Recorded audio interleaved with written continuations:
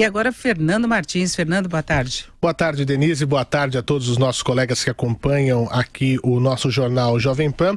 A Aeronáutica Civil da Colômbia, Denise, divulgou nesta sexta-feira o relatório final, concluindo o que houve no acidente que vitimou a delegação do time da Chapecoense na Colômbia. E veja, Denise, a aeronave, segundo a investigação, 40 minutos antes do acidente, apontava que estava em emergência por falta de combustível e a tripulação foi totalmente ausente a qualquer ação que pudesse evitar essa tragédia, mesmo tendo indicação na cabine com sinais luminosos, uma luz vermelha piscando, como o carro, né, quando entra na reserva de combustível, acende uma luz, emite um sinal, e além disso, avisos sonoros. Isso só comprova, Denise, a negligência que foi ocorrida nesse caso com o voo da Chapecoense. Agora é quase um suicídio do piloto, porque ele sabia que é o risco. Ele Se caísse, ele morreria, e a responsabilidade era dele. Sem dúvida. Ele poderia ter feito pouso em outro lugar e tentado alguma outra coisa. Ele contou com a sorte,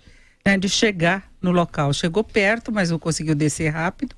E aconteceu essa tragédia, né? Mas é uma coisa assim que você não consegue entender muito. Tudo questão financeira, porque ele teria uma multa se ele admitisse que ele foi com baixo nível de combustíveis, né? Exato. O que acontece? A conclusão que os investigadores chegaram vem por conta da análise da caixa preta, que tem os gravadores de dados de voz e também dos dados do voo que apontaram que os alertas foram emitidos, eles só não foram respeitados. O que você disse, Denise, de ele sofrer sanções, de economia, é verdade, porque a investigação também concluiu que o avião tinha, não era pouca coisa, 2.303 quilos de combustível a menos do que deveria levar para essa viagem.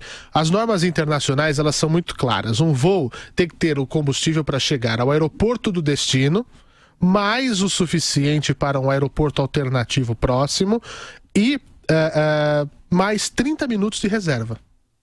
Então, digamos que sejam 2 reservas.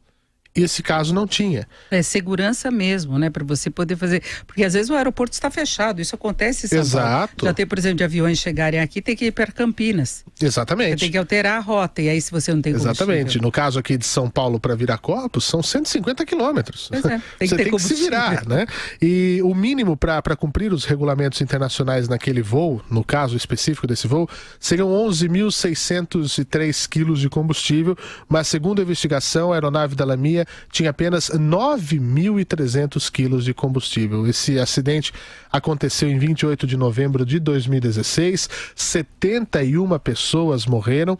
A investigação confirma que o combustível, portanto, era insuficiente para esse voo entre Santa Cruz, na Bolívia, e Medellín, na Colômbia. Então, o acidente de fato, Denise. Agora, comprovado pela Aeronáutica Civil da Colômbia. Falta de combustível e também como consequência dessa gestão inadequada dos recursos pela tomada pelo piloto, que também era proprietário da empresa aérea LAMIA. É uma pena. É uma tragédia que poderia ser totalmente evitada, né? Não foi falha mecânica, exato. Não houve tanto que não problema, houve a comunicação, porque o controle de tráfego aéreo da Colômbia desconhecia essa situação alarmante que estava aquele voo. Já poderia ter avisado até antes que ele precisava de prioridade para descer, pelo menos, porque outros voos desceram na frente. Um deles, inclusive, se eu não me engano, pediu emergência porque estava com problemas mecânicos, mas ele poderia ter avisado, né? Então, é isso. Não há como voltar no tempo.